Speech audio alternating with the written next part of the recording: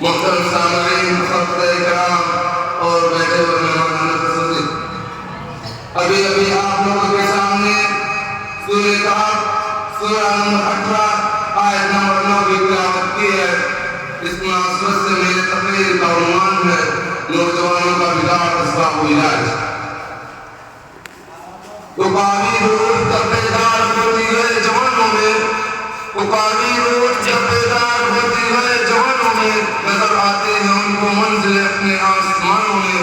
محترم سامعین، لوگوں کا کہنا ہے کہ آج کل کے نوجوان بگڑ گئے ہیں، نماز نہیں پڑھتے، روزہ نہیں رکھتے، ماں باپ کی بات نہیں مانتے اور بڑوں کا کہنا نہیں مانتے۔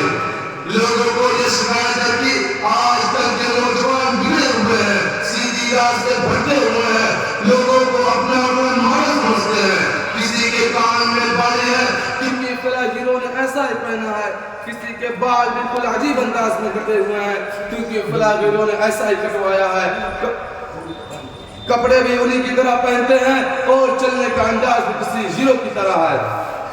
آج اسلام سے ہمارے ان بگڑے ہوئے نوجوانوں کو دور دور کا بھی واسطہ نہیں ہے، یہ تو اسلام کا الف بھی نہیں جانتے اور قرآن کا پاک بھی نہیں جانتے، اور بڑے افسوس کی بات ہے نبی صلی اللہ علیہ وسلم کو محمد صاحب کہتے ہیں۔ بڑے افسوس کے ساتھ کہنا پڑتا ہے کام ہے زیرو مگر نام ہے زیرو۔ آج کل کے کچھ نوجوانوں کا کہنا ہے کہ مولوی صاحب ماحول کچھ ایسا ہے، بچہ رہنا کافی مشکل بلکہ ناممکن ہے۔ آج کل کے نوجوانوں پر افسوس کرتے ہوئے علامہ اقبال نے کہا تھا بے عمل تھے ہی جوان دل سے بدل کے ہوئے، بے عمل تھے ہی جوان دل سے بدل کے ہوئے، خود علمی کی محبت میں برہمن کے ہوئے۔ ان کو تہذیب نے غربت سے آزاد کیا، ان کو تہذیب نے غربت سے آزاد کیا، یا کہ کعبے سے صنم خانے میں آباد کیا۔ اور اس نے شاعر نے کہا ہے مختصر یوہی کچے مکانوں پہ کھڑے ہے، مختصر یوہی کچے مکانوں پہ کھڑے ہے، تہذیب تباہی کے جہانوں پہ کھڑے ہے۔ بدلا تھا کبھی جس نے زمانے کا مقدر، بدلا تھا کبھی جس نے زمانے کا مقدر، وہ قوم الفولی کے جبالوں پہ کھڑے ہے۔ کہاں ہے وہ نوجوان جن کا کلمہ نبی صلی اللہ علیہ وسلم ہے؟ کہاں ہے وہ نوجوان جن کی زندگی صحابہ کرام کی طرح ہے؟ کہاں ہے وہ نوجوان جن کی زندگی غاروں کی طرح ہے، جنہوں نے ایمان کا سودا نہیں کیا؟ کہاں ہے وہ نوجوان جو اپنے جوانی اللہ کے لیے لگا رہے ہیں؟ کہاں ہے وہ نوجوان جن کے نام تاریخ کے صفحات میں موجود ہے؟ نبی صلی اللہ علیہ وسلم پر ایمان لانے والوں کا ٹولہ نوجوانوں کا تھا۔ حضرت ابوبکر صدیق رضی اللہ عنہ نوجوان تھے، عثمان رضی اللہ عنہ نوجوان تھے، خالد بن ولید رضی اللہ عنہ کے ساتھ اکثر صحابہ کرام نوجوان تھے، یعنی کہ 40 سال یا اس سے بھی کم۔ نوجوانوں کو بگڑنے کا اسباب کیا ہے؟ آج کل کے نوجوان کو شراب، کباب، شراب اور ریلی کے ذریعے برباد کیا جا رہا ہے۔ جہاں تک شراب کی بات ہے، اسلام نے اس عادت کو دیا اور اس بھیانک نتائج اور اس کے برے انجام سے انسانیت کو محفوظ رکھنے کی سخت مذمت کی ہے اور بتدریج اسے حرام قرار دیا ہے۔ قرآن پاک میں اس کا 3 جگہ ذکر ہے۔ اللہ رب العالمین نے قرآن کریم کے اندر نص کیا ہے شراب ہمیشہ کے لیے حرام ہے۔ سورہ مائدہ سورہ نمبر 5 آیت نمبر 91۔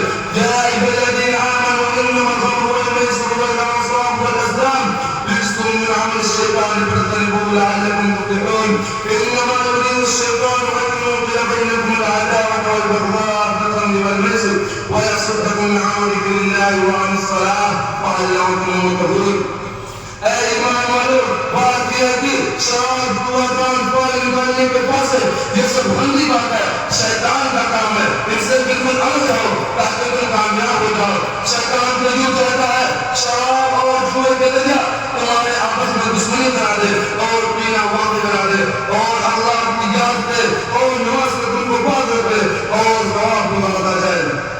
شراب پینے سے منع کرتے ہوئے کسی شاعر نے کہا ہے گلاسوں میں جو ڈوبے پھر نہ اٹھے زندگانی میں، گلاسوں میں جو ڈوبے پھر نہ اٹھے زندگانی میں، ہزاروں بہ گئے ان بوتلوں کے بند پانی میں۔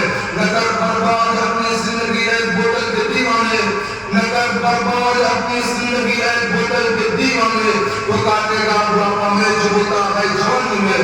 جہاں شراب کی بات ہے جوانی دیوانی ہوتی ہے ہم آپ دیکھ رہے ہیں کیا ہو رہا ہے ہمارے نوجوانوں کو لڑکیوں کے ذریعے برباد کیا جا رہا ہے دشمنان اسلام اپنی لڑکیاں دے دے کر مسلم نوجوانوں کو برباد کر رہی ہے اسلام سے دور کر رہی ہے اے نوجوانوں نبی صلی اللہ علیہ وسلم کی بات یاد رکھنا نبی صلی اللہ علیہ وسلم نے فرمایا مردوں کے لیے سب سے بڑا فتنہ عورت ہے صحیح بخاری کتاب النکاح کتاب نمبر 10 حدیث نمبر 596 عن أسامة بن زيد رضي الله عنهما عن النبي صلى الله عليه وسلم